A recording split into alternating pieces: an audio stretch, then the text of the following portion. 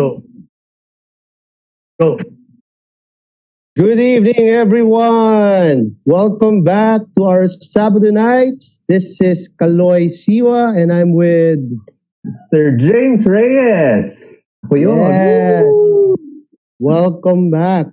This is our online weekly gimmick for Batch 96, and aside from us catching up, we have programs signed up for you. We're going to do a series of talks, and we have special guests and moderators that we'll be introducing in a short while. Kamusta na? Long time no see, ah. Oh, friend, I know for all of us, I mean for most of us, kumukonti yung buhok mo, ah. actually, kumakapal yan. Sorry to disappoint you guys, pero yung dating puting buhok ko, wala na. Black yan, okay? And walang kulay yan. Benjamin Button, ah. Pabaliktad ng ano mo, ah. Yes, sir. Yes, sir. Good job, man. Oo. Arma yata. Actually, naisip ko ikaw, si Arthur, yung mga malakas mga asar sa akin, ayan, nasa inyo na lahat. So, ayun. So, who do we have here? Tignan muna natin kung sino-sino mga nandito. Okay. So, this is a 2-hour program and it's our weekly catch-up. And let me proceed. So, before we proceed with tonight's happenings, let's not forget the reason why we're doing this actually. It's our 25th homecoming. This is a big event, right, James?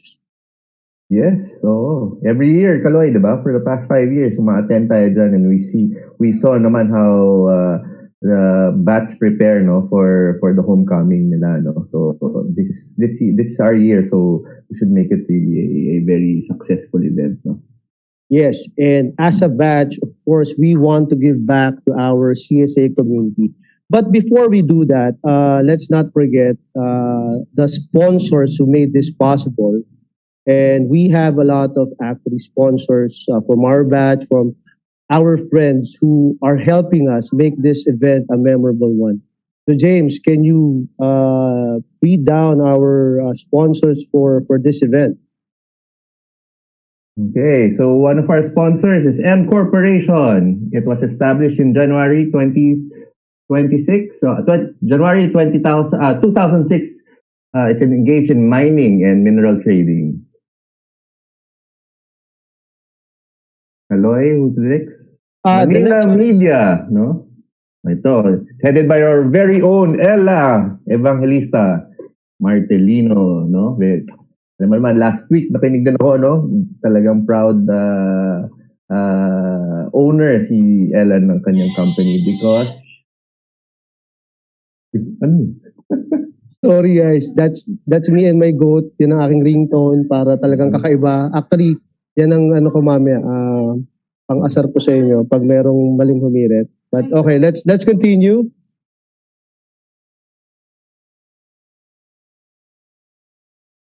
Next sponsor is DELRC.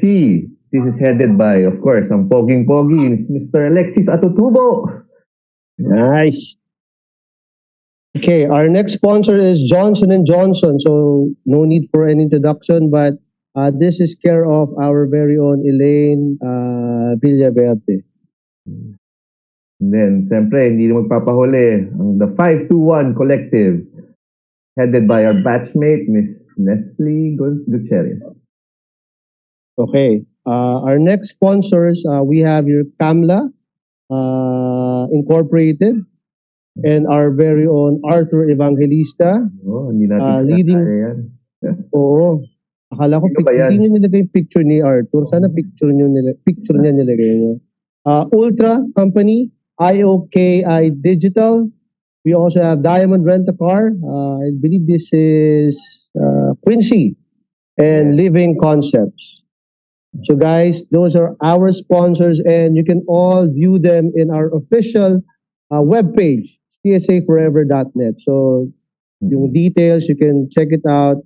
Anything that we will be discussing here, you guys will see in our official web, csaforever.net.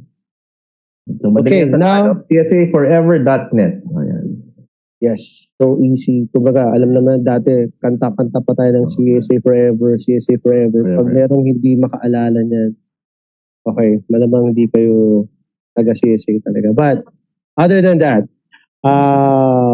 we have to also announce, okay, the updates that we have. So, this program has been ongoing for a couple of months and all our efforts, they are now, meron namang updates tayo dyan. And to bring those updates to our advocacy, which is our main goal, we want to help our former teachers, those who are retired, those who are in need of medical care, and of course, we want to get in touch with everyone. So to give us an update of our advocacy, here is Mr. James Reyes. Oo. So, syempre, ang batch natin, no, hindi magpapahuli sa ibang batch, no? So, we started a little bit late, pero we're catching up, no? In terms of our target. So, first of all, we've received 1,700,000 worth of sponsorship in kind from Johnson & Johnson, courtesy of Elaine Villaverde of Section 4H. Then ito, kilala naman natin, si Dr. Kenji of 4H, no, also contributed 50 oximeters for the wellness package, no, amounting to 25,000 pesos. Then we received various branded items worth 80,000 pesos from Nes Gutierrez of 4H. Parang may napapansin ako, 4H. Oo nga, actually sila yung benchmark natin. And then, cash donation. So, ito combined na, we are over 1.2 million. Kaloy, kinuha 1.2 million in cash na yung donations natin, no? Big round of applause to us, guys. Individuals, no? Pero parang kulang, 163. Sa batch tayo, mga 400 plus tayo, di ba? So, parang dapat medyo maantig pa sa puso yung mga batchmates natin na hindi pa nakapagbigay dyan, no? So, this is all naman for good cause, no?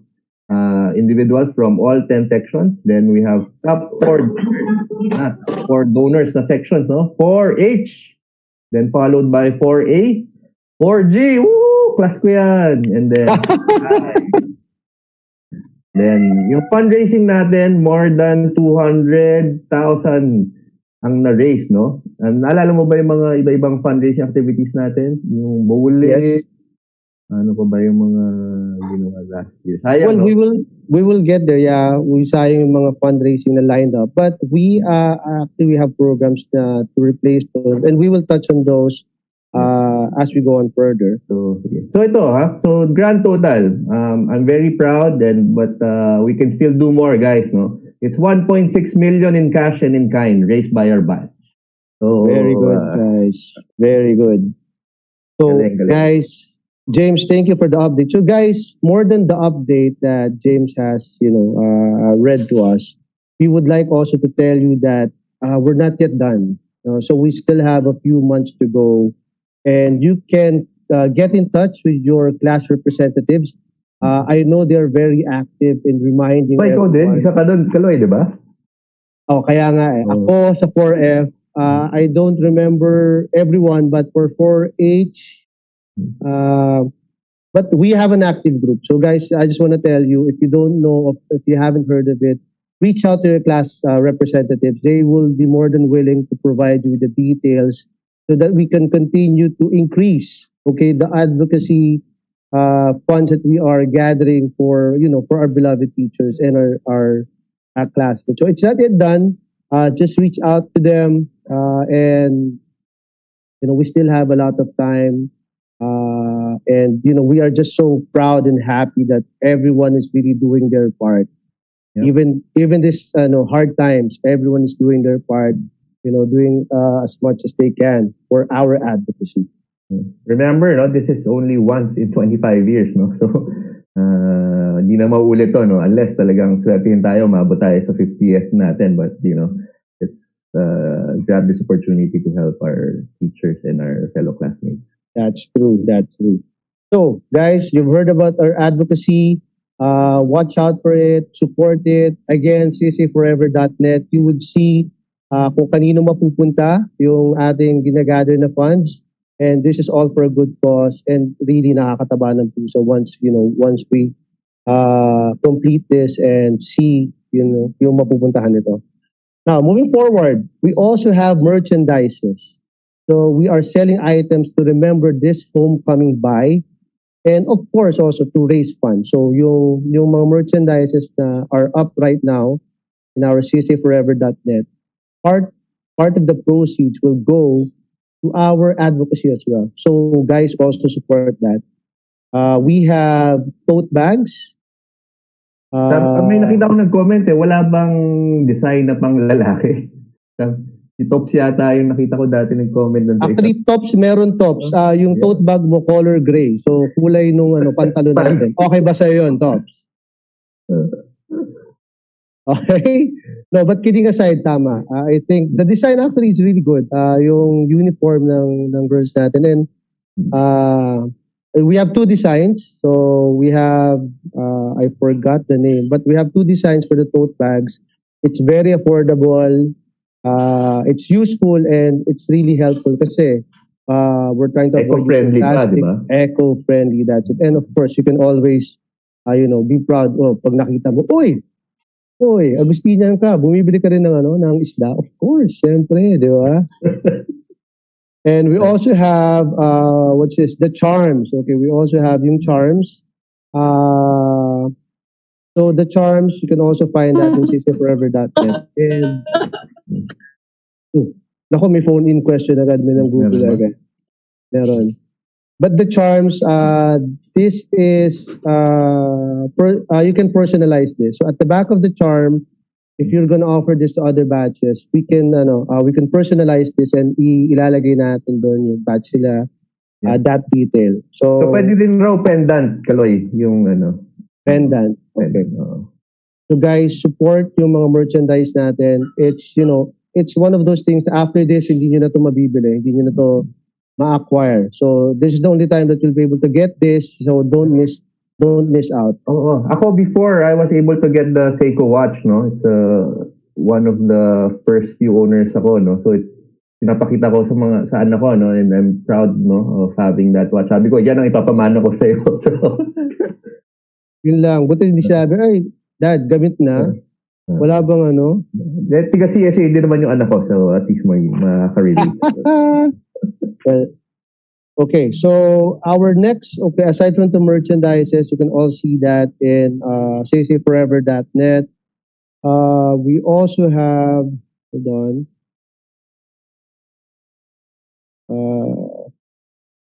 We also have, this is ongoing. We also have an art auction.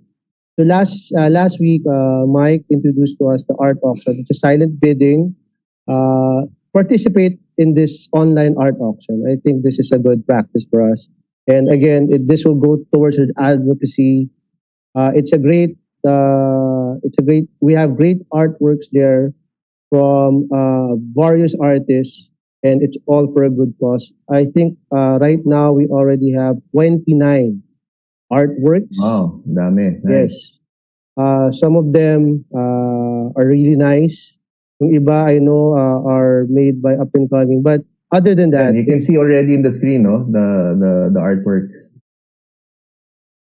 Yes. Doc Mike, Ayan. meron ka ba dyan? Check natin. Alright, maganda. Okay guys, wait. We have a phone-in question. Saan pwedeng mapanood ang CSA Live? Okay, kasi we have a lot of channels. We have our Messenger, our WhatsApp. Same with you guys. I know you have different groups. So spread the word. Maaga pa. We just started. So send to your friends, your classmates the link. And para mas marami. Let me see how many are. Para naman makapag-shout out tayo dyan. Okay, so the online auction, this is ongoing. This will end by August 28. So bid for it. Proceeds will still go to our cause, to our advocacy, and it's your chance to own a great piece of artwork. It's going to be, something to be proud of. And yun, nakatulong pa tayo. Okay, now let's go.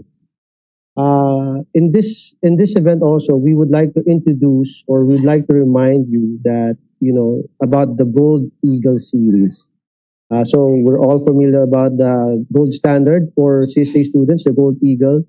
In this case, it's a feature on different alumni who made the mark in their fields and who are willing to share their talent and expertise. So last week we had Dr. Kate and our special guest, Dr. JB, talking about COVID and COVID care.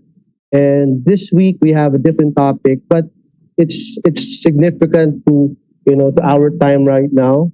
And we're focusing on our batchmates who are health professionals.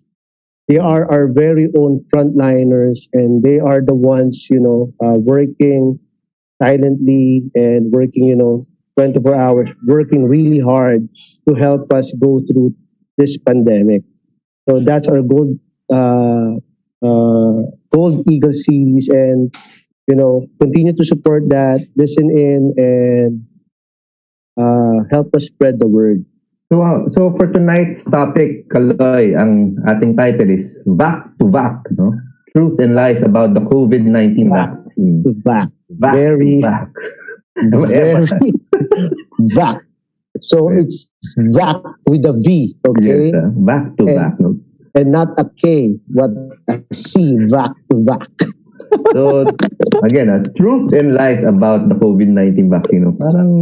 Parang truth or consequence lang yan dati no mga panahon natin. No? Pero ito, truth and lies. No?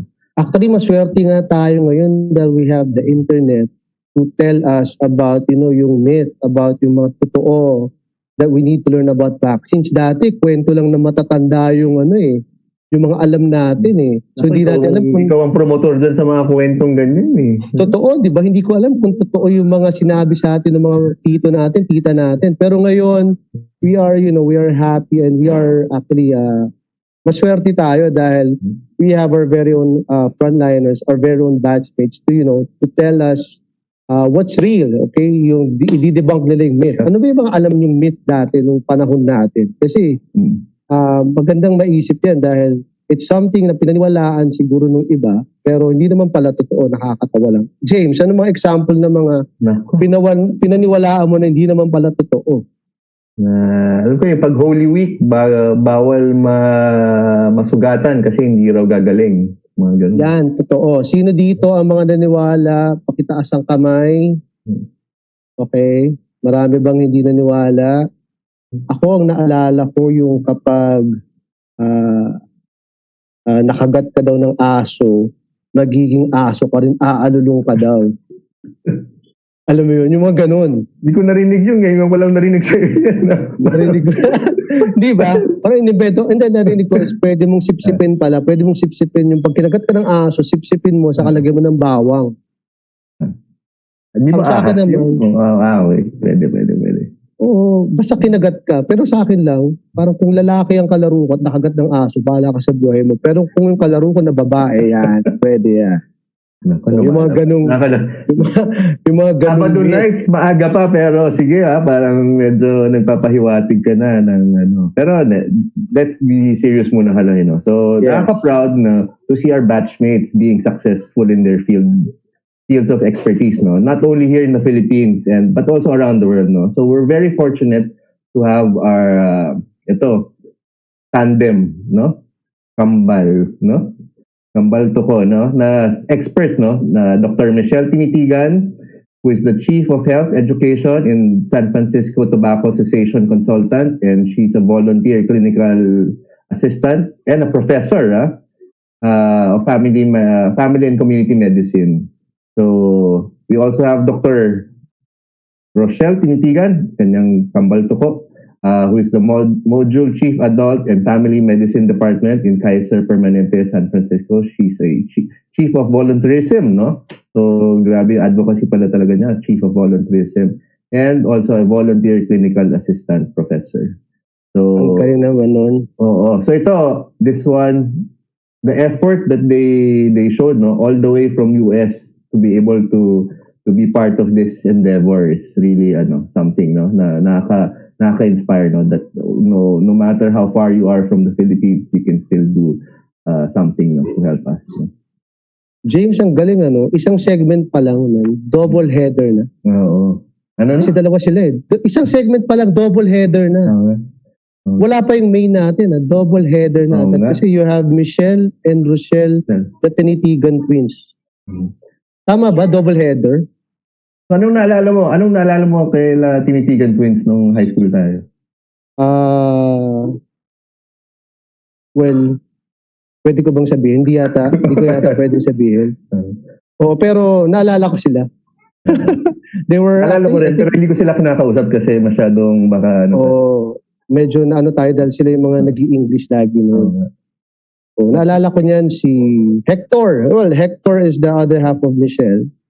And si Roch, naalala ko siya. Hi everyone, I'm Michelle Tinitigan from Batch 96. Everyone knows me by Mitch. I am a family medicine trained physician working at Kaiser Permanente, San Francisco. Hi everyone, I'm Rochelle Tinitigan. I'm also a family physician. I'm actually Michelle's other half, also known as Roch. So currently, I do serve as the module chief and the chief of volunteerism at work. One of the values that CSA instilled in me is the value of community service. And so up to this day, I try to make it a point to give back to the community. One of the values of St. Augustine that I think about that I can relate to is humility and generous service. And so I think that led me to becoming a doctor, what I am today. The COVID pandemic has been around for more than a year now, and it's been a long year. I think everyone, whether you're in healthcare or not, has experienced fatigue, fear, frustration, sadness. And so I want to acknowledge that. And as we get COVID vaccine available for all of us, I think it's important for us to remember the suffering that we encountered. We still have to go to work because we're frontliners, right? We're primary care. And so what does that mean? Anybody that's sick, sore throat, stomach pain, they get seen by primary care. And we have to see those patients and we can't decline. It was stressful and we had a lot of changes with our schedule. There were people who declined to see COVID patients in the respiratory clinic because of health issues. These are doctors who, have asthma or maybe, they're pregnant. So it's just like we just take turns. We're here to, take care of our patients, and we want to do it safely. Of course, we don't want to get COVID, and so when we go home back to our family, we have to be extra careful that we don't bring back anything that can make them sick. Fast forward after many months of the pandemic without an expiration date, we finally got news that we're getting the COVID vaccine, which was like a light at the end of the tunnel. Michelle and I actually got it 2 days ahead of schedule. We were at work and, we finished at 5:30 and we said, let's go to the hospital and let's try to get it. And so we went there. We were the last, I think, 5 people to get the vaccine. And just after getting the vaccine, at least we had some sort of, relief that we had a little bit of protection, even though we were still going to see all these sick patients. It was like an early Christmas present for me. I felt excited. I felt hopeful. And I got the vaccine because I didn't want to get COVID. I can't stop working. I still have to see patients, whether I like it or not, because that's my obligation. And in order for me to protect my family and loved ones and the community, it's important for me to get vaccinated. If you have the opportunity to get the vaccine, get it, because it's really important and we have to do our part to end the suffering in our community. So myth number 1 is that the COVID vaccine was developed too fast to be safe. So I know a lot of people had concerns about this, that the vaccine was developed quickly compared to other vaccines. But it's important to know that the technology that was put into this vaccine has been in research for many, many, many years. And also there is billions of dollars in drug companies to go through the sequence all at once. So a lot of the scientists, they all work together. They wanted to make sure that they find a safe and effective vaccine that can help protect not only the US, but the entire world. And I think the reason why it was also so fast is because this pandemic has not only affected like one country, it's affected like millions of people around the world. And not only affected, but also we lost so many lives. And I think that's what we have to think about here. And the clinical trials where they actually had for the Pfizer, the Moderna, the J&J, and I know in the Philippines there's also other vaccines that are available.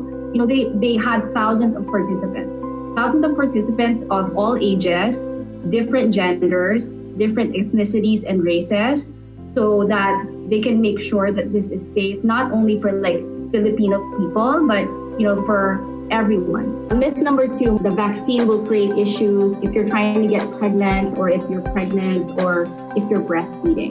It's very clear that all professional organizations advise and recommend for pregnant women, breastfeeding women, and those who are trying to conceive to get this vaccine if it's available for them. It's not made from a live virus, so there's no way for women to get the infection after getting COVID vaccine.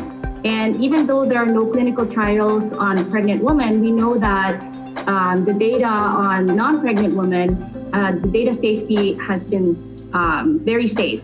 So there's definitely no contraindication whether you're breastfeeding or you're pregnant or trying to get pregnant not to get the vaccine. In fact, we recommend it for you to get the vaccine because there's some evidence that if you're lactating, you can actually give some of the antibodies to the baby. Many people think that the vaccine will put a form of the virus in your body. So let's just make it clear, you cannot get coronavirus from the vaccine. It's actually not an actual live virus or bacteria that we're injecting. It's actually a killed or weakened germ or disease that is used to create this vaccine. So when you get the vaccine, it actually doesn't give you the disease, but it actually stimulates your immune response to build antibodies. So that way, when you encounter that disease, you have the army of cells to fight it off. The Pfizer Moderna, which is an mRNA vaccine. So that one does not have any virus in it at all, even if a live or killed virus. Myth number 4 is COVID vaccines were developed using fetal tissues. No, this is not true. Well, actually here in the United States, Moderna and Pfizer or J&J, none of them were created using fetal tissues or the use of any fetal tissues. So the vaccines were tested in laboratory-maintained fetal cell lines that have been used for more than 40 years. And I'm not sure if you're aware, but the Vatican also recommends for Catholics to get the vaccine for the common good, and that it's in no way connected to immoral act if you were going to get the vaccine, because it's for the common good. The next myth is that the vaccine will alter my DNA. This is a question that a lot of people had concerns about, especially with the COVID vaccine. here in the US, which is the Pfizer and Moderna, which are the mRNA vaccines. mRNA vaccines is a new type of vaccine that provides protection from infectious disease. But the mRNA teaches our body to make specific proteins that stimulates our immune system to create antibodies to this, COVID virus. Although it sounds similar to DNA, the mRNA does not affect our DNA at all. COVID vaccine were developed to deliver a microchip in my body. So I think that was something that people thought that, once you get the COVID vaccine, you're going to have a microchip.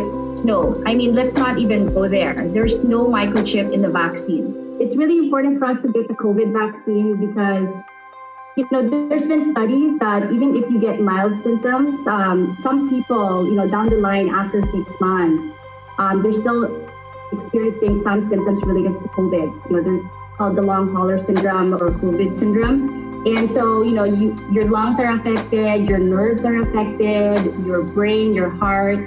And so even if you get mild symptoms from COVID, you really don't want to have those long-term COVID syndrome. So that's why it's important for us to get the COVID vaccine so we don't get that in the long run. If you have the opportunity to get the COVID vaccine, get it. Any of the COVID vaccine is effective. Just get the one that is offered for you as soon as you can.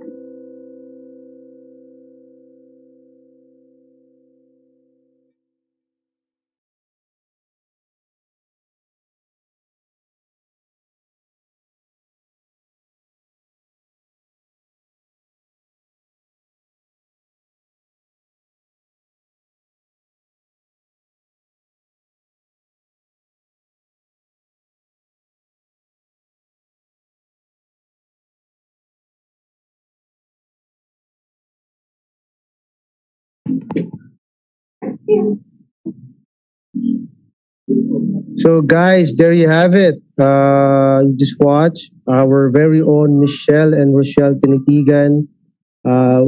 Let's give them a big round of applause for taking the time to record us and to share their expertise with us.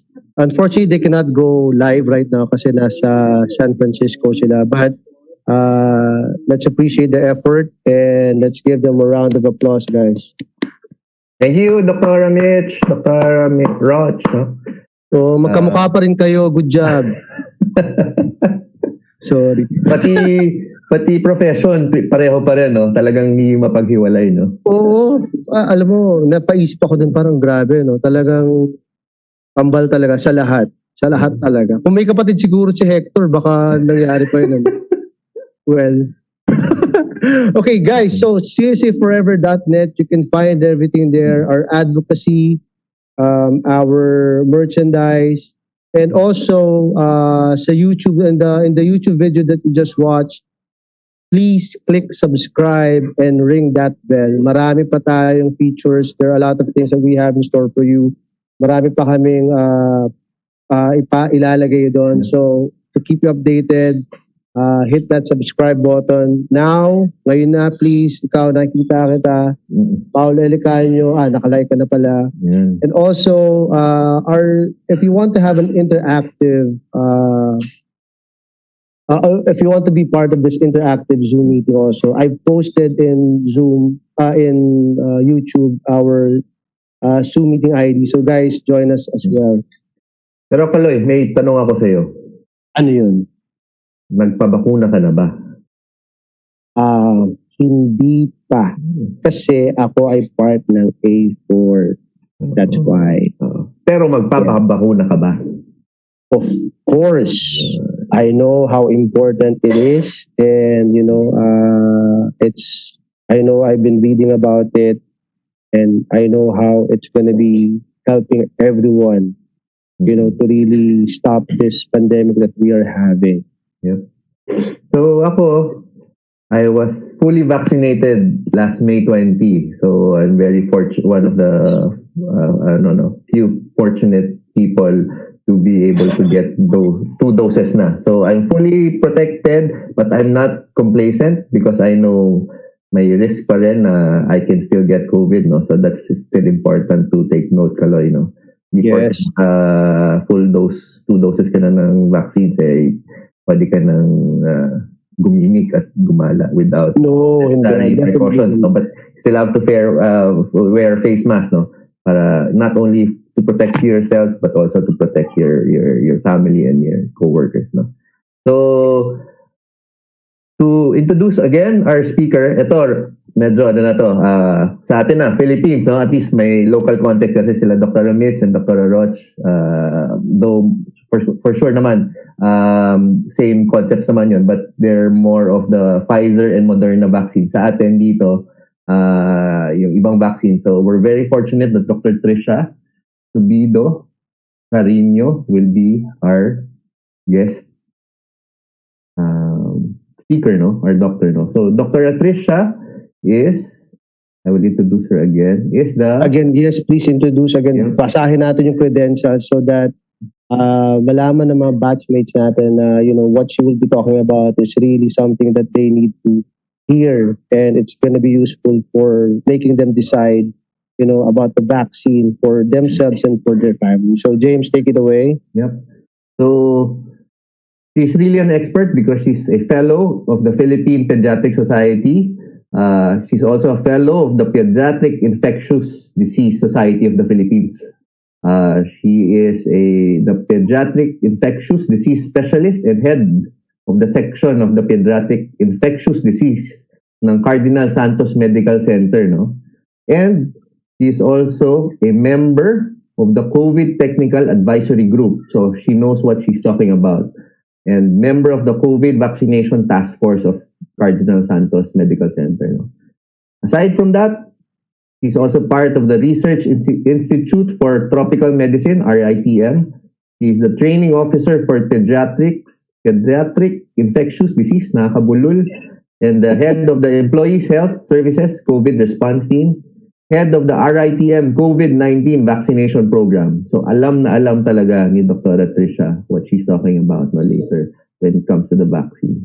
And then the primary investigator for 3 COVID-19 research studies, 2 in collaboration with the United States Centers for Disease Control and Prevention. So ito yung mga naririnig lang natin, Kaloy, na mga studies, no? Baka she can really help us understand what are those research and mga clinical studies that we're hearing about previously. So yes, a lot of numbers we're hearing, figures and everything, but at least right now we'll have a first-hand speaker who will tell us how they come up with those numbers and how do they come up with those advisories to the public on what to do in terms of safety, effectiveness, and I think that's what's important right now.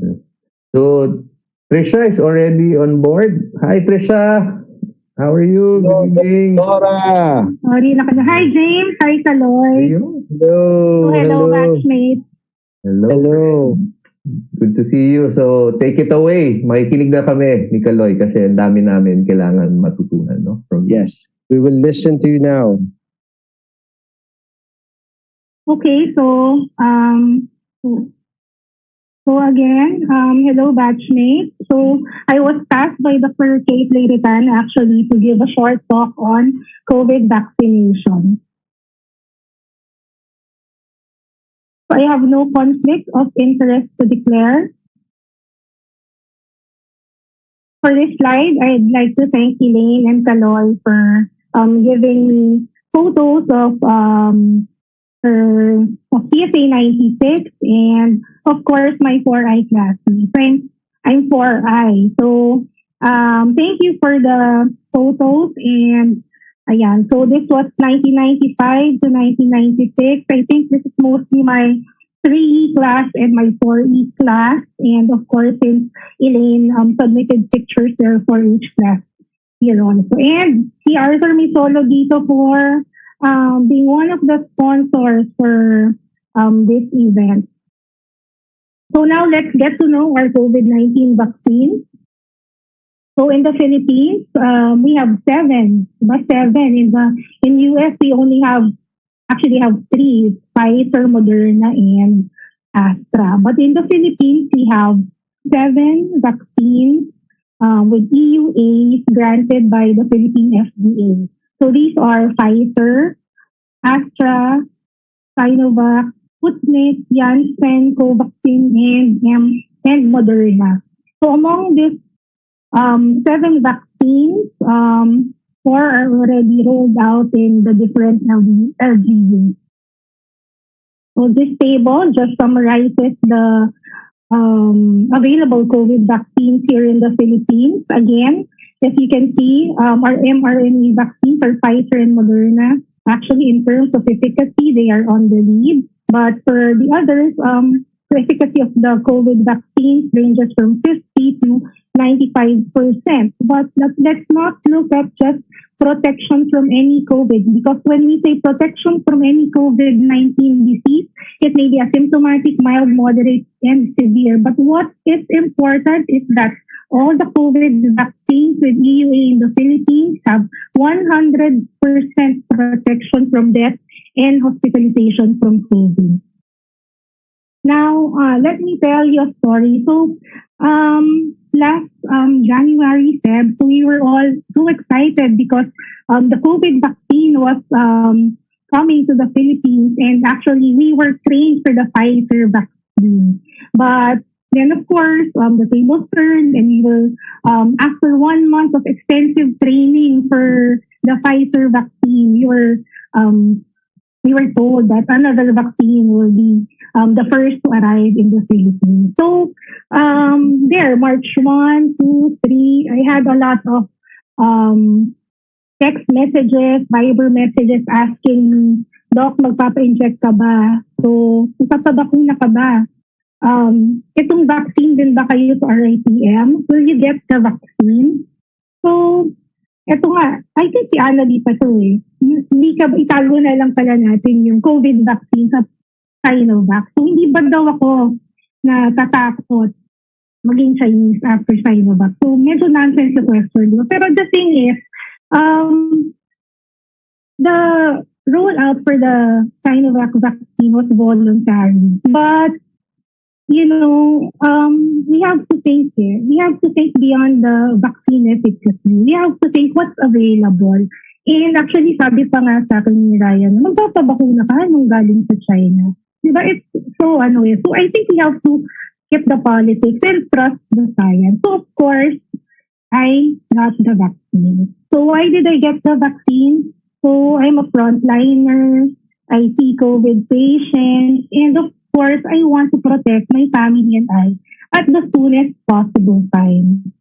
So there is more to it than just vaccine efficacy. We have to look into the context of clinical trials. So in clinical trials, kasi there is no head-to-head trial comparing the different vaccines.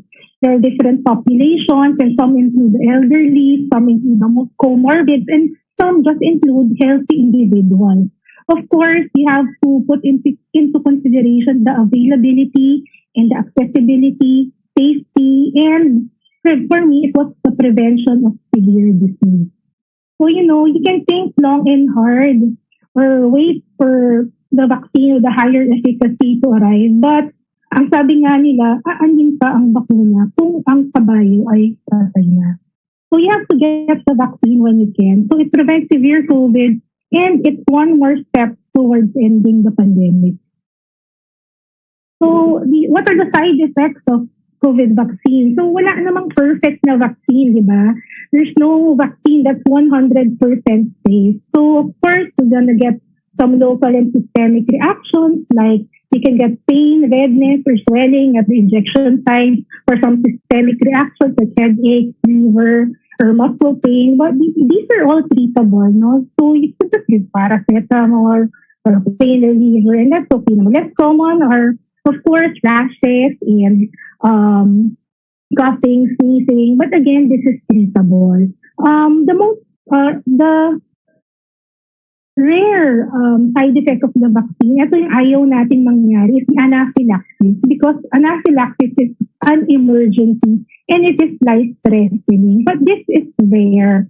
And I tell you, lahat ng mga vaccination sites natin are very, very much aware of anaphylaxis and they know how to treat this. Kasi parang if you get anaphylaxis, you have to get the injection right away. So there. So again, yung benefits ng COVID vaccine, I'm sure all of you, you know the benefits of being vaccinated with COVID. It can protect us from getting COVID infection. It can prevent severe disease, death, and lessen hospitalization. And it provides additional protection on top of other protective measures.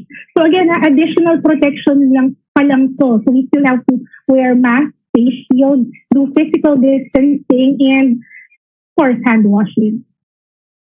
So 101 tips for those who will be vaccinated. I know na like now, nasa A1 to A4 pa tayo, but soon the vaccines will arrive and hopefully all of us will get vaccinated. So eat breakfast or lunch. So huwag kayong pupunta doon na you're hungry or gutom. You bring water or snacks. Sometimes kasi mahaba ang pila. So bring your own ball pen and alcohol so you won't be using other people's ball pen, di ba? And wear mask and face shield and observe physical distancing at all times. And of course, relax lang, di ba? Huwag masyadong anxious, di ba? So breathe in, breathe out, and, kagat lang ng langgam yan.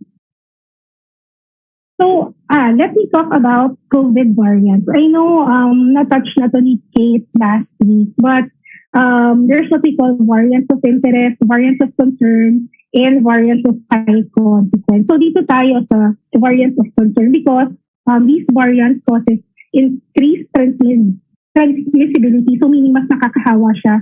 Increase in virulence. So ibig sabihin mas virulent. So may possibility that it may cause more severe disease and it can decrease effectiveness of the vaccine. So for the variants of concern, we have the B117, that's the UK variant, the B1315, that's the South African variant, and the P1, the Brazil variant. So almost lahat sila. For the UK, it is highly transmissible and it may be associated with increased disease severity. So for the South African, it has increased transmissibility, and for the Brazil, again, yung potential nila na maging mas nakakahawa. So what about COVID vaccine and its efficacy against variants? So this table shows that for the original virus, all the vaccines, this was mentioned na in the table, in the first few tables. For the B117, that's the UK variant, it has that's sila may same efficacy lang. But for the South African, the Pfizer, the Moderna, and Sinovac, they have reduced antibody levels. And for the P1, the Brazil variant, they have reduced efficacy for the J&J and reduced antibody levels for the Sinovac. So, this is, I think ito yung nakita kong latest report on the sequencing among samples ng mga COVID vaccine variants. So, ang dami natin na South African variant followed by the UK variant. So, we actually have an Indian variant already, pero lang siya, mga 12 lang naman. And then this P3, yung first detected in the Philippines, hindi naman siya variant of concern. So, lang siya, variant under investigation. So, will SARS-CoV variants of concern affect the efficacy of COVID vaccines? Nakita niyo naman doon sa previous table, highly probable. So, but the good news is, all available COVID vaccines are highly protective against severe COVID. So, you have to get vaccinated.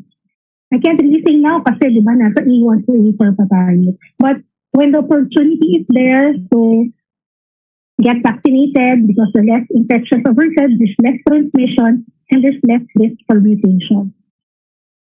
So I know hindi siya part ng topic ko, but since I'm a pediatrician, let me talk a little about COVID in children. So in the Philippines and globally, COVID-19 in the pediatric age group, when you say pediatric age group, yung mga less than 19 years old, less common siya as compared with adults. So incidence is like less than 10% lang the total COVID population or the total individuals with COVID. So lang siya, konti lang. it can be asymptomatic, mild, moderate, severe, or critical. And last year, we were introduced with the term multi-system inflammatory disease in children with COVID. So this is actually a complication of COVID. And in Cardinal last year, we only had 3 admissions of COVID. Ang konti, iba, 3 lang. Samantalang this year, when nagkaroon ng surge, medyo dumami eh. Like, we had 6 admissions of COVID and meron doon mga nagka-MISC. So, this is the Salvacion study. It was for Dr. Gatchalian. Actually, she's the president of our society, and she's also a past president of the Philippine Pediatric Infectious Disease Society of the Philippines, where I am part of, and she died of COVID last year.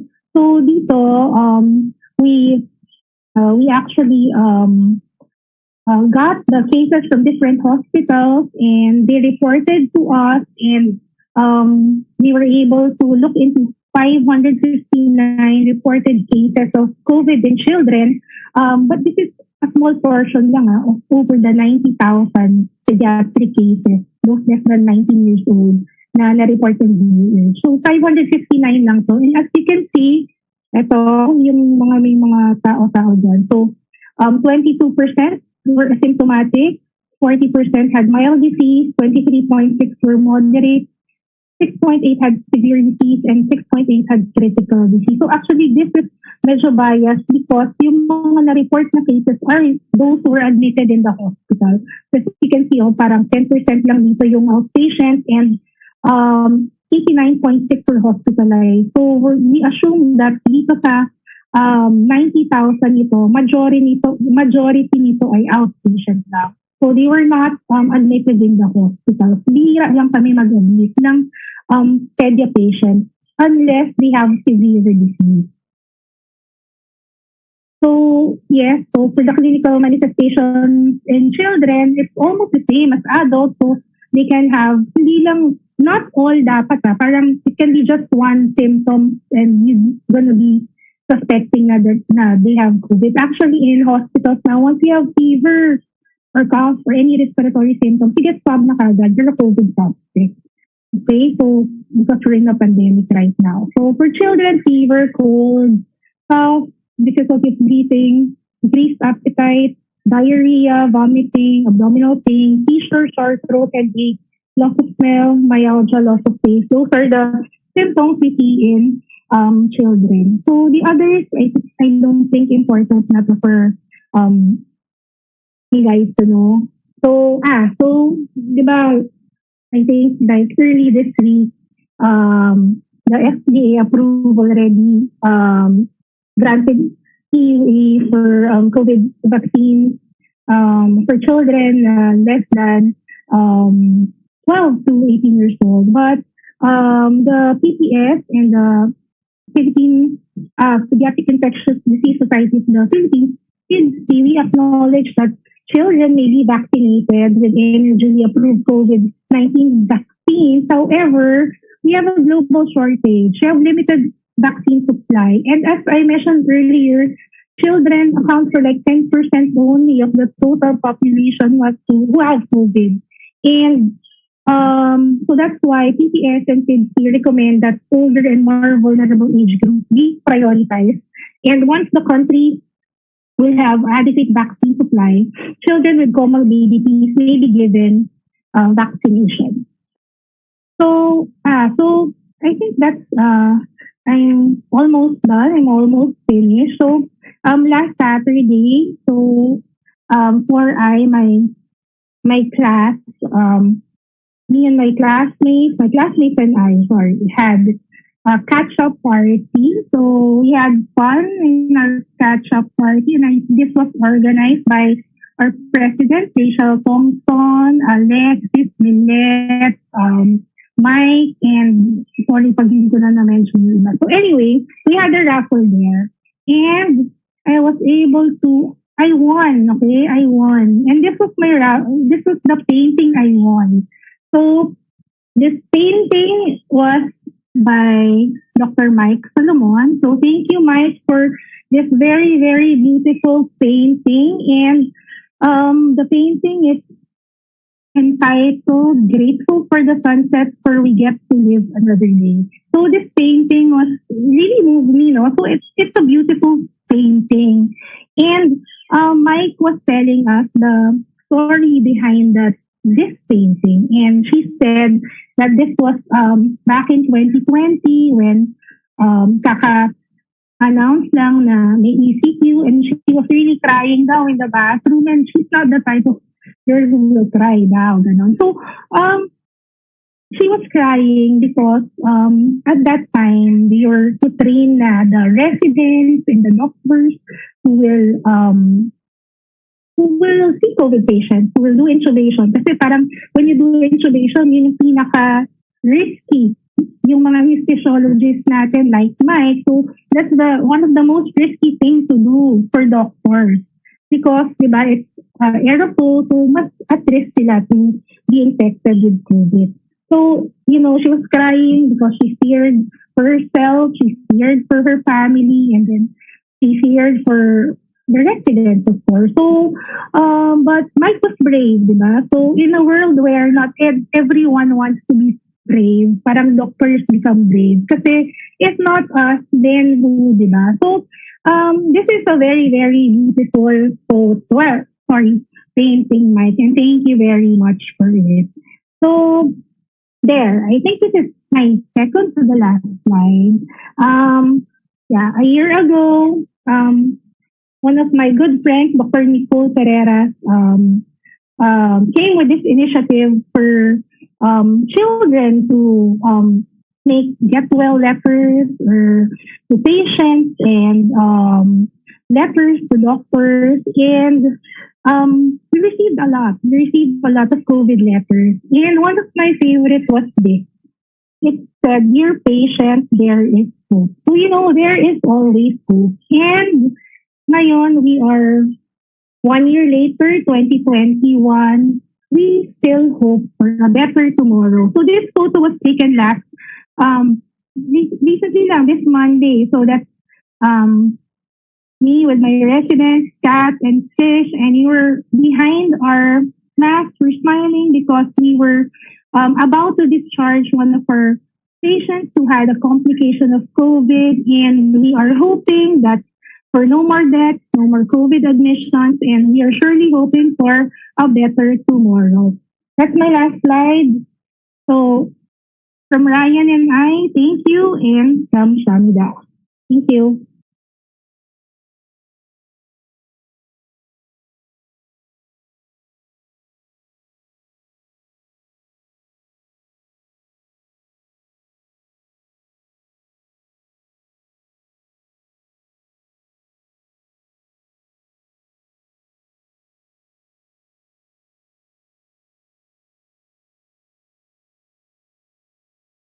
Hello, everyone. Wow, thank you, Doc Tricia. Can everybody hear me?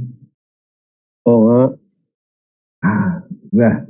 Na-imagine mo ba si Tricia magle-lecture ng ganyan na sobrang galing? Ako, napapanganga lang ako kanina. Sobrang yung expertise niya talaga on the subject matter. Sobrang overwhelming yung mga information, pero she made it very layman, no? Naintindihan natin, no? Kasi siyempre, that's the important in terms of important aspect of teaching, how to make it relevant and in a way layman, no, para maintindihan talaga ng mga estudyante. Ako, feeling ko, balik ako ulit ako ng pagiging estudyante kay Professor Tricia. Pwede, no? Aside from that, James, actually, when I was listening to Tricia, alam mo yun, lahat naman tayo, I think, are, listening to the news, watching clips, videos, and everything. But hearing it from someone that we know, actually we grew up with, someone who can relate to, how we feel. Kasi she's in the same boat that we are in. She's a parent, she's taking care of her kid, her husband, her family, and the info that she's gonna use for herself, dahil na-share niya sa atin, and it's, she's someone familiar to us. I mean, we spend parties with her and we know na, pag ito sinabi, paniniwalaan ko to. So, it Hindi was... si Ryan, Kaya hindi. Si Ryan actually, naniniwala rin ako kay Ryan. Yeah. Ayan. But it's a Kasi galing kay flip thing. Tricia. Oo. Galing kay Tricia. No, not just galing kay Tricia. I mean, her expertise speaks for itself. But someone we know, I mean, someone familiar, someone from our batch, naging classmate natin, naging busmate natin, naging, kasama natin sa canteen. And we're just talking dati, pinag-usapan natin, anong kakainin. Pero right now, we're talking about, the pandemic that we have right now and how to address it. So, talagang nakakagaan ng loob. Na, it's, we're Hindi na tayo kaloy, ang dami na raw natin airtime. So, let's, question and answer portion na. So, for those people who want to ask questions kay Dr. Tricia, please turn on your video. This is your opportunity to ask your question. Then later, we can also read some of the questions, Dr. Tricia. No? Ang daming ang daming nag-chat, ang daming nag-private message sa amin on their question.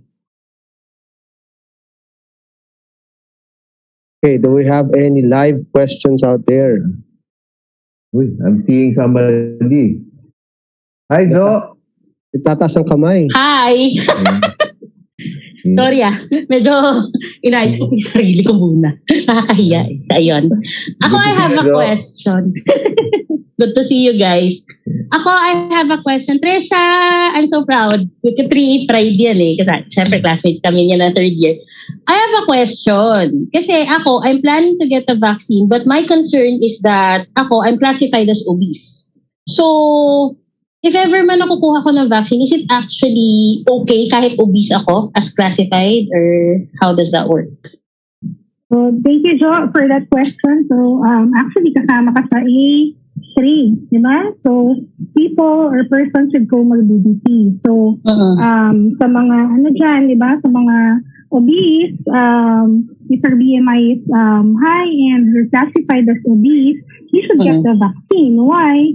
Because, comorbids and people with comorbids are at risk of getting severe COVID. So it's best for everyone to, especially people with comorbids, to be vaccinated with the COVID vaccine. Yeah, kasi I was classified kasi every time kasi na kami, annual physical kami sa office, that's actually what what comes out kasi dun sa results ng APE namin. That's what I'm worried about kasi. So, I had to ask na just to make sure. Kasi I'm actually preparing myself for it na rin Siyempre, any moment pwede naman ako magpa-vaccine. Ayan. Thanks! That's it. Good luck. Sige. Thank you, Joe, for that question. We're on the same boat actually. So, lakas na mo ng loob mo, Joe. Lakas mo ng loob. Actually, A3, A4 ako classified. A3/A4 kasi rin ako, frontliner ako Sabi ka ni Tricia, parang kagat lang daw na yun ng langgam. We're used to that vaccines. Any injections. We're used to that naman. Yes. Kagat ng langgam na kasing laki ng Jollibee mascot, Joe. Kaya mo yan. Ay, pwede. Gusto ko yan. Okay, let me read a few questions na binato ng mga classmates natin. I think they're not in this room, but they asked these questions from Elaine. Hi, Tricia. Would you have visibility, at least now in our ITM, if the government is beefing up efforts to accelerate vaccination? And if yes, when do we see or forecast herd immunity will be for the Philippines? Elaine, so ang hirap ng question mo, Elaine, di ba? So herd immunity, ang hirap sagutin ng herd immunity kasi di ba, nasa ng vaccine.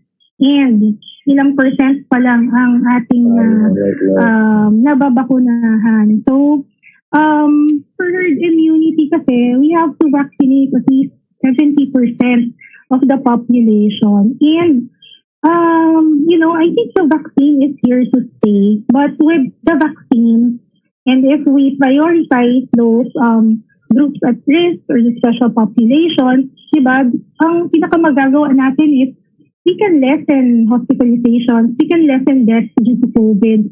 And, for end COVID, but it's really hard to end COVID kasi parang It's already there. It's here already. And I think it's here to stay. But there's treatment already. There's a vaccine already. And we still have to, despite the vaccines and treatments, we still have to adhere to infection and prevention control measures like hand washing, mask wearing, face shield, and physical distancing. So, all in all, parang hindi yan isa lang, hindi lang vaccines lang. Marami yan. Parang pinakita yan ni Kate, yung Swiss cheese, modified Swiss cheese theory, I think. So, doon naman sa tanong mo tungkol sa government, diba? I think the government, personally hindi to yung because I'm in RLTM, personally, I think the government is really trying its best to make the vaccines available to us. And doon sa mga na-attendan ko na like seminars or like mga meetings, padating na ang vaccine. I think June or July, if I'm not mistaken. But dadating na sila. Yeah. Dr. Trish, question from Abby naman. So if you're done with Sinovac vaccination, 2 doses, how many months yung effectiveness niya?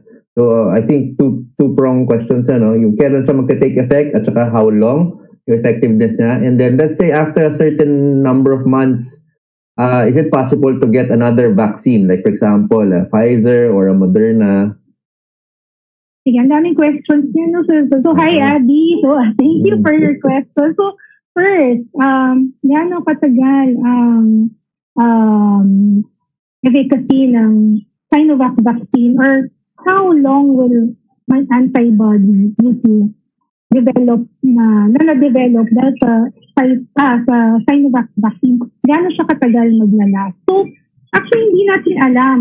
Ang hirap, di ba? Hindi natin alam. That's why they don't recommend nga for us to check our antibody after receiving the vaccine. But there are papers or like there are studies which say that between like 6 months to 8 months, naglalast pa yung antibody. We don't really know as of this time. Parang only time will tell. Kung, di ba? Kasi kakabigay pa lang ng vaccine. So, saan tayo makakakuha ng data na ang antibody due to the vaccine will last 2 years? Hindi natin alam. Kasi nandun pa lang tayo sa first year. Wala pa nga tayong first year eh.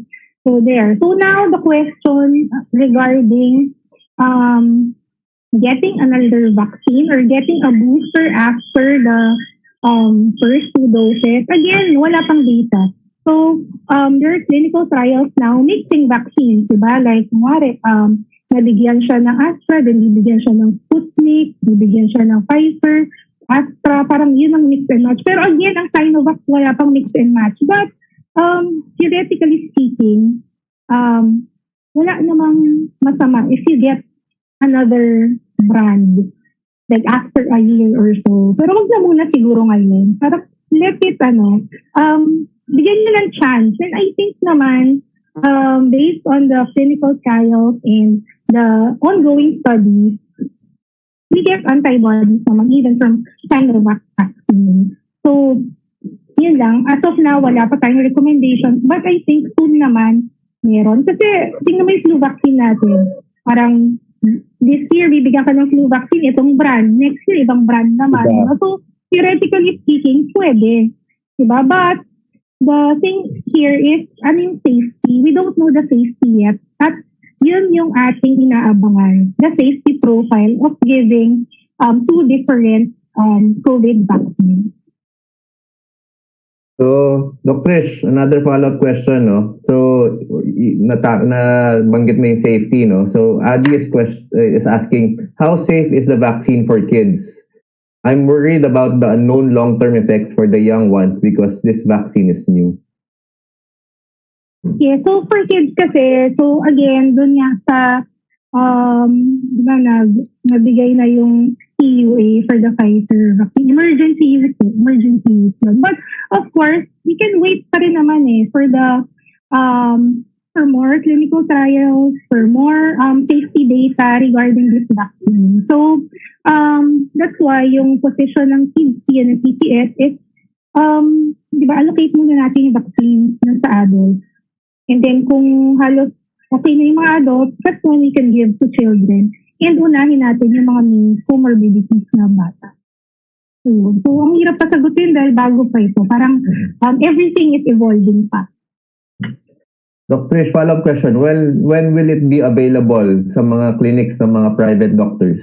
Kung sakaling parang yung Pfizer. Wala pa akong balita regarding that. So, I think ngayon, lahat talaga centralized. Lahat through the government and I think through companies. Diba? Companies can get it. But for the pediatricians, wala pa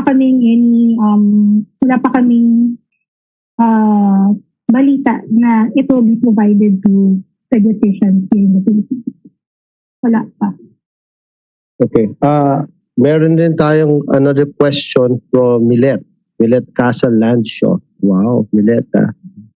Hello, Doc Tricia. My mom got Sinovac, but would it be okay after a few months?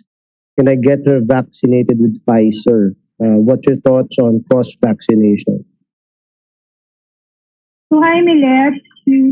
Maaga dyan ngayon. So, Milet is in New York. Okay? So, 7 a.m. siguro sa kanya. So, again, parang yun yung sagot ko sa question ni Abby. As of now, wala pang recommendation. So, let's wait na lang for the recommendations of FDA or actually, una yan, CDC, tapos WHO, then susunod na tayo. So let's wait for the recommendation. So as of now, wala pa tayong recommendations on booster doses of vaccines once we have completed one from the same brand. So there. Okay, so I have a question naman from my classmate for 4 years, si Dr. Wilbert. Any input, comment, experience on myocarditis linked to COVID-19 vaccine, specifically the mRNA? Kasi meron raw report that heart inflammation cases in ages 16 to 24 higher than expected after mRNA COVID-19 shots. Siyempre wala pa kasi hindi pa naman tayo nag-shot dito sa children, di ba? Wala pa akong experience. Okay. Doktora, sinusulit ka namin dahil expert ka. May follow-up question si Elaine. Hi Tricia, what's your POV on not wearing face shields? It was highlighted recently in the news that other countries only mandate wearing face masks. Yeah, other countries yun pero nasa Pilipinas tayo. So, nasa Pilipinas tayo eh. So again, face mask is okay. But if you wear face shield, better. Yan ang ating premise. Yes. Added protection. You might as well have both. Mm-hmm. Okay. Guys, yung mga nasa Zoom meeting, you can turn your camera on. Okay, mahiya. Tuklay lang kayo ng konti. Ay, tayo lang naman dito. O, tayo lang naman. Minsan ko na nga lang kayo makita. So, turn your camera on. And mamaya pag nag-group picture tayo para mas maganda. Do we have another questions? I'm looking at the YouTube. Ito, meron. From Angela Francine. Hi guys. Dr. Question. For Sinovac, they say you should have your second shot after 28 days of the first one. Will there be an effect if you get the second dose or second shot more than 28 days? Okay, so thank you, Angela, for that question. I actually can relate to this. So, yung 28 days na yan, that's the minimum interval between doses. So, ang sinasabi nila, after you get your first shot, you can get the second shot at least 28 days after. So if you get it like 29 days, 30 days, actually I got mine like 40 plus days after because I had severe allergies, not due to the vaccine so it's actually due to dust mite, but alam mo yon, so hindi lang ako nakiklear to get my shot because may ongoing allergies ako. Again, not allergies due to the vaccine, but allergies to something else. And then I got my vaccine like basta more than parang 2 months after this. Because I got March 3 and then I got May 15 ba? Parang ganun. So, parang longer interval. So, that's okay lang. Ang rule lang naman is, kailangan within minimum interval is 28 days. Kasi di ba, like, sometimes if you get vaccinated with those ones, tapos biglang magka-COVID ka, tapos nabigyan ka ng convalescent plasma, hindi, syempre, dapat 3 months after that or any monoclonal antibodies. Parang, ang rule is you can only get the second dose or you can get a vaccine after 3 months. So, parang mas nagiging wider yung yung interval. And that's okay lang. Walang problema. Oh, nice. Okay, may follow-up mga- question doon. Sorry, Yes. sorry Glenn. Go ahead. Ang Sinovac is 28 days. Ang Astra, Dr. Trish, is 3 months na ngayon, no? Tama ba? Yes, 3 months. 8 weeks to 12 weeks. Pero parang, ang sa Astra kasi, studies have shown na if you get it by 12 weeks, mas mataas ang efficacy. So, we want to maximize the efficacy. So, that's why hanggang 12 weeks. 12 weeks tayo nagbibigay. Yep. So, it's really important to know kung ano ang nabakunahan sa inyo, no? So, iba-iba kasi nga yung intervals, no? Dr. Trish, no? Okay, so we still have marami tayong tanong. Dr. Tricia, maganda ka din. Ryan, dala mo ng pagkain si Dr. Tricia dyan. Huwag kang pangiti-ngiti dyan. Marami pa kaming tanong. May question dito sa mga business owners. Let me just go back and read back. Ayun, question from business owners from our batch. I'm sure a lot of them are concerned about this. As we bring employees back to the office, can we require employees to be vaccinated? #Dole doesn't know. Toot toot. Shit. Okay. Doktora, answer away. Parang hindi ko masasagot yan eh. Hindi ko siya masasagot. I think Yeah, yung business owners to require COVID vaccine before pumasok sila sa kanila yung kanilang mga employees kasi A1 to A4 pa lang tayo. Ikaw huwag ka maingay, si Ryan ang ingay. ingay, Ryan. Siya yung Ryan. sumasagot. Gusto sumagot ni Ryan. Business owner si Ryan, di ba? Oo nga, business owner. Sige, pagbigyan natin yung business owner. Hindi ko masagot eh. Si Ryan gusto niyang sagutin. For the I panel, right? I think ang concern dito is siyempre yung safety ng ibang nabakunahan na and then the customers. But I think another body should be deciding on that. But a general rule, I think dapat mabakunahan sila if they're gonna go back to business and serve. Kasi kahit ako, kung alam kong bakunado yung establishment na yun, I would have confidence to get the service. Ito, pinaka-importanting tanong. Okay. Hi, Doc. Pwede bang uminom after ng second dose ng vaccine? Kung hindi, bakit? Or how long dapat maghintay? Sagutin mo yan. Pwede na. Kami naghihintay. Alam, marami nagtatanong sa akin yan. Hindi ko alam kung saan galing yung tanong na yan. So, sana naman Galing sa mga yan. recommendation. Baka yung baka akala nila ano yun. Kasi ganito yan. Di ba, if you get the vaccine, marami kang mga may experience na side effect.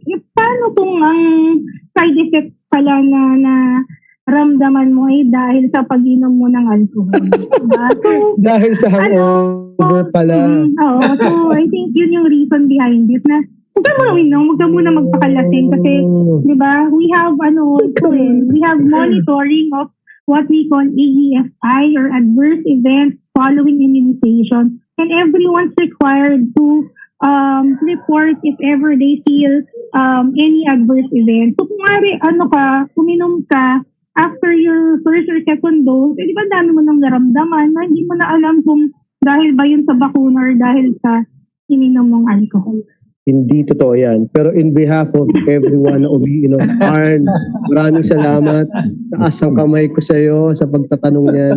At hindi totoo yan, walang epekto ang 2 bottles. Okay? Ang may problema doon yung vaccine, hindi yung alak. Okay, meron pa ba tayong tanong?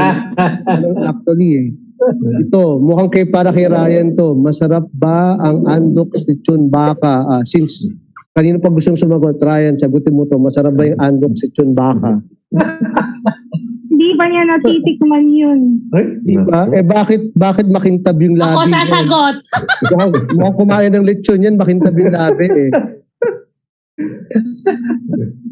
Okay guys, so... Ito, follow up dun. Importante rin. Doc Tricia, gaano po kayo katagal niligawan ni Ryan bago niyo po sinagot? Asking for a friend. Ayun!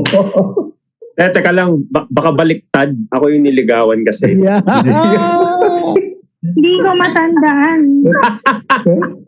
I think guys, yung mga ganyan tanong, we will have the next Gold Eagle series.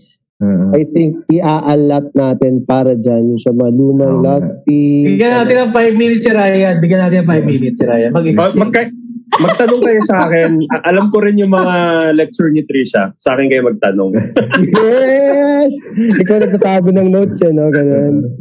Okay guys, do you have any other questions? Alam mo, hindi ko makita. Sino ba to? Si Moy? May nakita pa rin ako. Si Adi, from Adi pa rin. No? For a 16-year-old with mild asthma, would it be better to get vaccinated already or just wait for more data for kids? Because the teens have been given the go signal here to get vaccinated already. Mild lang naman eh. So, it's up to you. It's up to you if you want to have your kids vaccinated. So, ayun. Kasi the position statement was, unahin mo na ang mga adults kasi they're more at risk for severe disease. Okay, another question. And I think everyone here is really, itong question to makaka-relate. Follow-up question from Elaine again. Elaine, hindi naman pilot class to. Ba't ganito yung mga tanong ni Elaine? Naligaw ba to sa section niya? Okay, yung question ni Elaine, hindi daw medical. 4H yan si Elaine. Amin yan. Parang kakandidato si Elaine sa mga tanong. Hindi. Magbarkada to eh. Sinabi ni Tricia, itong tanong mo para planted to si Elaine. So, what about the current crisis worries you the most? What gives you the most hope? So, contestant from the Philippines, you have 10 seconds to answer that question. Ako ba sasagot? Ikaw daw, sabi ni Elaine. O si Ryan. Gusto mo si Ryan. Ako? What about the current crisis worries you the most? What gives you the most hope? Well, kasi ikaw yung expert. Ano daw? Worries ka ha? Dalawa yung question ni Elaine. What about the current crisis worries you the most? So, sige, sagutin mo muna What about the pandemic? Yeah, the current crisis. Current crisis na pandemic. Bulol ba ako, Tricia? Actually, madami kasing crisis na nangyayari. So, anyway. Sorry. Sige. So, ano sasabi ko? So, again, nasa pandemic tayo and of course, I'm worried. Not only for myself, kasi again, di ba, I see COVID patients. Di ba, kahit naka-PPE ako, nakakatakot pa rin. Or I see them, like, nung April, almost every day kami nasa cardinal CT patients. Nung May, ganun din. Ngayon, medyo nagkumonte na ang mga pasyente. But every time na lang na I wear my PPE and then I see the patients and kinakausap ko pa sila, diba? Siyempre, mga mommy. So, natatakot ako for me and my family. And especially, have a little kid, 3-year-old. So, natatakot ako na baka mawalan siya ng magulang o baka siya naman yung mawala. Kasi diba, tayo were vaccinated. Hindi naman lahat, but we are vaccinated, but our kids, wala pa silang vaccine. So, nakakatakot na tayo, mild sa atin, sa mga bata, mild lang naman, di ba? But there are cases na they get MISC or they get, it's critical sa kanila, kahit rare. What if siya yung maganon? So, nakakatakot talaga for everyone. But again, I have to be brave kasi kaming mga frontliners, di ba? It's not us, then sino, di ba? Sino titingin sa kapatid mo, sa daddy mo, sa apo mo. So, so we really have to do our job. So, ayun. Wow, very good. Contestant from the Philippines. Tama. So ituloy natin, Kaloy, no? Kasi medyo may time pressure na tayo. Akala natin... Wala, alam mo, James, wag mo akong sabihin. Puti, Huwag mo ako sabihin ko sa time pressure na yan. Dahil pinangakuan ako nila Ella na babayaran nila tayo. And, nga pala, guys, yung GCash number namin ni James, ipapapost ko. So, kung Belated happy birthday, Kaloy! Oy, happy birthday! Uy, advance happy birthday! Oy, baka naman. Advance happy birthday, James. Advance happy birthday din. Tama pala. Kaya pala tayo kinuha, Kaloy. Bigay ng Actually, babayaran nga daw tayo. So, Alexis, pakipost yung GCash numbers namin dyan ni James. Pwede kayo magpadala. Padala kayo lechon baka ng undox. Charot. Meron pa ba tayong questions? Okay. Ito para kay Tricia. Okay. Tricia. Since talagang medyo naging serious, no, yung mga question and answer, gawin nating light, Kaloy. Tama. Get to know Tricia more, no? So, Tricia, are you game sa fast talk? We have Sure. questions. Okay lang. Ha? 7:26 na. Ay, naku, nagmamadali. Bakit wala ka ng rounds, Tricia, ha? Nasa bahay ka na. Well, ano lang, konti lang naman itong question. So, first thing that comes into your mind, ha? Yung sagot dapat, ha? Number 1. Ayala, Labang, or Tahanan Village? Ano yun? Fast talk nga, bilisan mo. Fast talk or no justification. Ayala, Labang. DLSU or walang UP? traffic. Ano yun? Lasal or UP?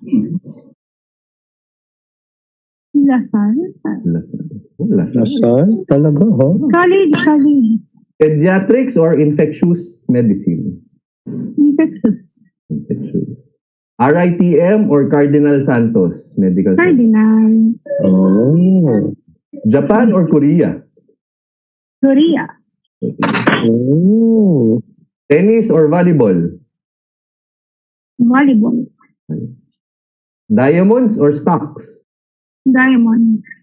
Ryan, ha? Diamonds. Patay ka. Crabs or Endo. steak? Ano? Crabs or steak? Or steak? Kasi nakita ko kahapon, mamukha kahapon eh. Bago mag-round yun. Saan namang steak? Crabs or steak? Doktora? Steak. Steak. Okay. Oh, school for Mika, CSA or Sobel? Sobel. Ako rin. Malapit ako maghahatid eh. Doktora, meron din ako. Bilisan mo sumagot, ha? Alternative to injection ng vaccine via shot glass or suppository? Diba? Sagot, Sabi ko bilisan meron. mo. Suppository. Suppository. Yung sa tanong kanina, Matutuwa si Kalot yan. as an added protection dun sa mga mag-aasawa, anong masasuggest mo?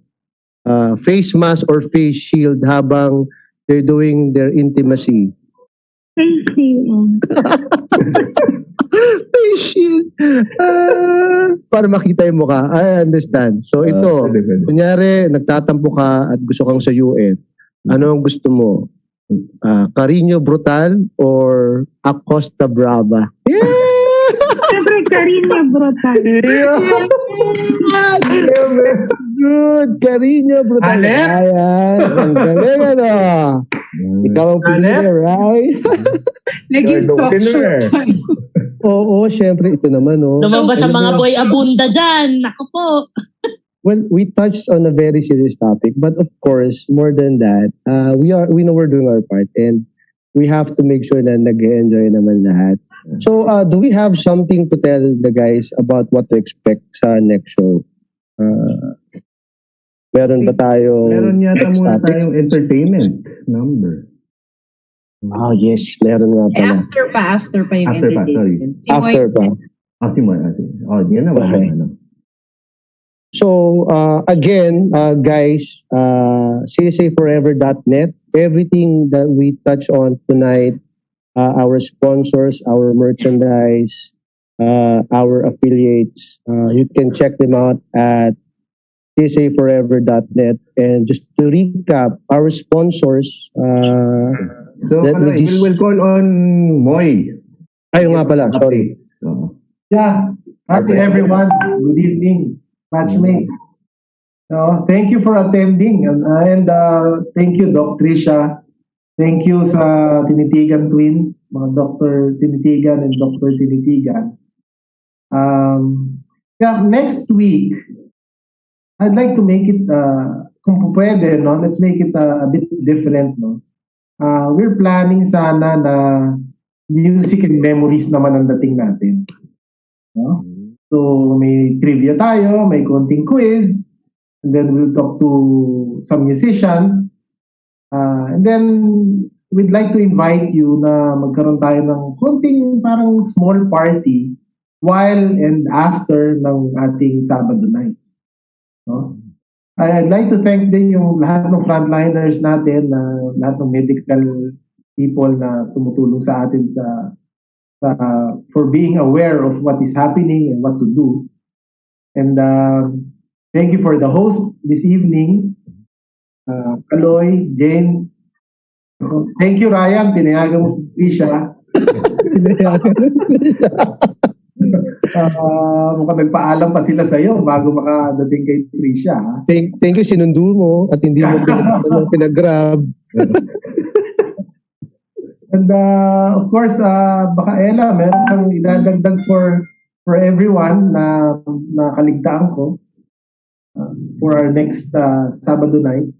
Well, we're getting a lot of suggestions and comments, so keep them coming. And sana i-suggest nyo ng maaga para hindi tayo magkagulatan. We're trying our best to accommodate everyone. You have great suggestions and everyone's excited. Thank you. But thank you, Doc Tricia, Doc Kate, Doc Mabel. Hindi pa tapos ha. We'll have other talks on health, anchored on aging and issues, yes. Issues related to our batch and to our age, the stage that we're in right now. So, but we might have a little break lang next week kasi may mga gusto nang mag-perform at mag-performs on cam. So get ready next week. Iba yung pasabog natin for Sabado nights. And again, if you have suggestions, you can, message us. You can tell your batch reps. More importantly, mag-donate muna kayo to the advocacy before you complain or something. Wala naman nagko-complain. Yun lang. Of course, we're here for our advocacy, so please do your part as well. Thank you to everyone. Thank you, Kaloy and James. Happy birthday. Thank you. Good job. Good job, boys. Guys, so csaforever.net, yung updates natin, dun yung makita. You can see what in store next week, ano yung mga updates and ano yung mga nangyayari. So stay tuned sa mga ipopost natin doon. And our official YouTube channel as well. Hit the like button, subscribe. Wala pa lang like. Subscribe and hit that ring, okay? Is it okay? Is it okay na yung mga attendees magpakita naman kayo? This is also not only remix and we should reconnect. So, sana makita naman namin ng video nyo o mga itsura ninyo. Oo nga, si Ching, maraming comment tapos hindi naka-on yung video. Ching. Oh, hi, Angela. Hello, Angela. We have Angela, Ella, Mike. Yun! Hey, pakita ka na. Ito, si Ching, ayun. Sus ko po, buti hindi nakasando ng Hinebra. Arthur, magpakita ka, Arthur. Yung sponsorship mo, gagawin daw nating billboard picture mo nakalabas. Si Kate, Kate, dapat ikaw sumagot pala nun kung nagsisex, dapat ang suot? Face mask o face shield? Saan? Saan nakasuot? Oh. Nakita ko, Mr. Raymond Remo. Pakita naman dyan. Yes, and Jem, guys, let's open our videos so that also we can take a picture while you guys are opening. Meron message si Dr. Mike, may free teleconsulting for our batch doctors throughout the month of August, no? So, hintayin nyo yan. So, okay. For everyone who's watching, can we please invite more of our batchmates? Para by the time na dumating ang August 28, medyo full force tayo. Which is our objective, no? Sama-sama by August 28. Yes, we appreciate that. Ching, si Ching, isang masugid to ng resend. Aside from resending, invite them, like talagang, oy, tawagan nyo na para, we can build momentum until August 28. I mean, dumadami, everyone is, hearing about this. And I'm sure a lot of us are really excited for that day. And baka akala nila, we'll just wait for that day. Pero, marami tayong events until that day. Yeah. Again, Classic example, Kaloy, yung fundraising natin, no? Started with a few sections muna. Yes, Yung nakita nila na, uy, section ganito, section ganyan, nag-start na, no? Na nagtulong-tulong lahat, no? So lumalaki ngayon yung ating fund, no? I think proud to say all the classes are represented dun sa fundraising. yeah. So of course, iba din naman yung active participation. So that's what we really wanted as well, no? For us to be seen and heard, no? As a batch. And the last, for me, no? We're not limited to Sabado nights, huh?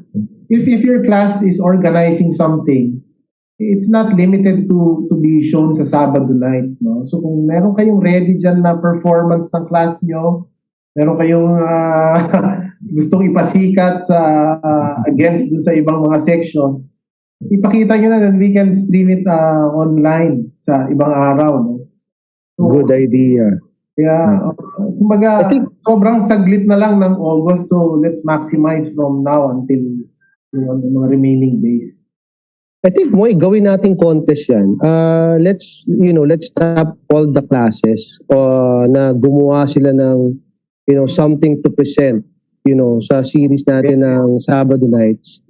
Let's make sure every class, has something. And then, if siguro pwede natin bigyan ng prize yan na, alam mo yun, that they can share. But, I'm just thinking, baka pwedeng mag-sponsor si Elaine ng prize para dyan, or kaya si Dito, maraming lotion na pwedeng ipamigay ng Johnson.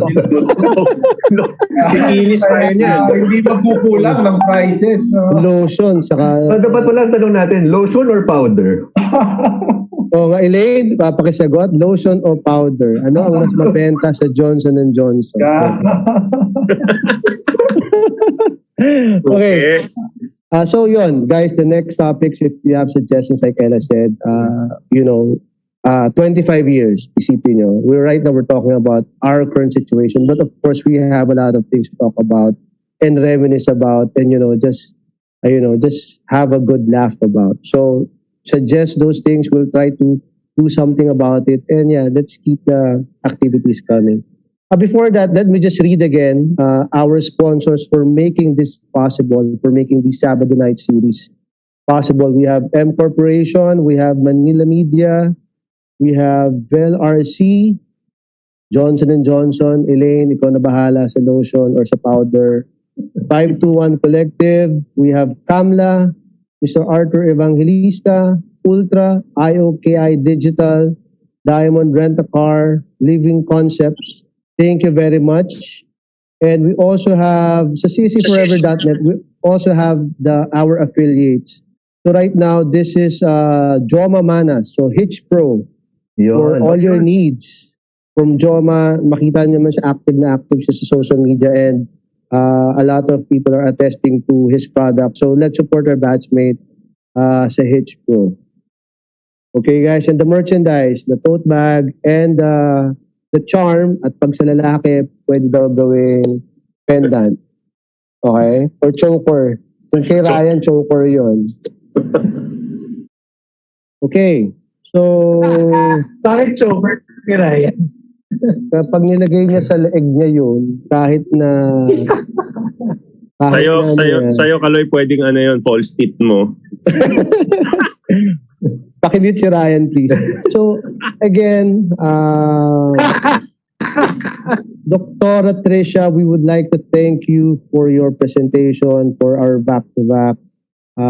Thank you for the insights, for that information, and for taking the time, to present to us. And to Michelle and Roch, thank you for making that video again.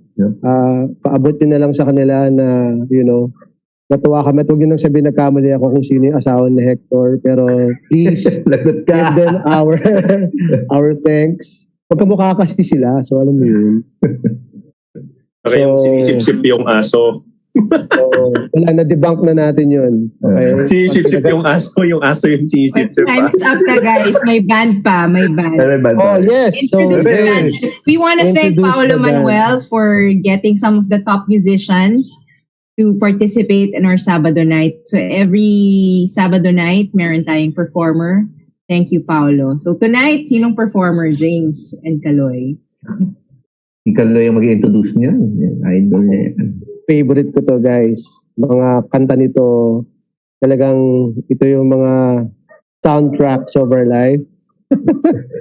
Let me introduce to you Basti, our daddy of Wolfgang. Woo!